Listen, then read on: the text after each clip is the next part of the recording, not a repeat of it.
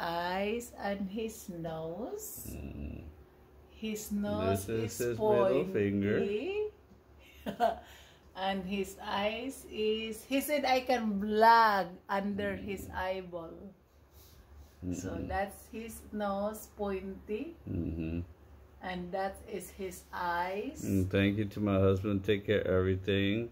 When they flight cancel me, and when he spends 6 hours on the phone, and you don't have to stress. You go about your day and go shopping while your husband's on the phone.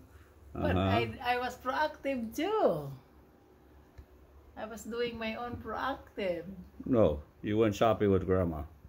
That was proactive daytime.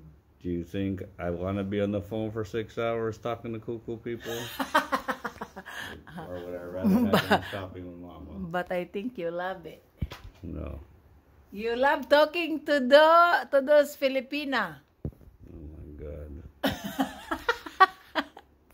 You like to wait for the drop phone call all the time. You wanna call? No. You guys don't deal with it. I deal with the headache. But you are the expert one.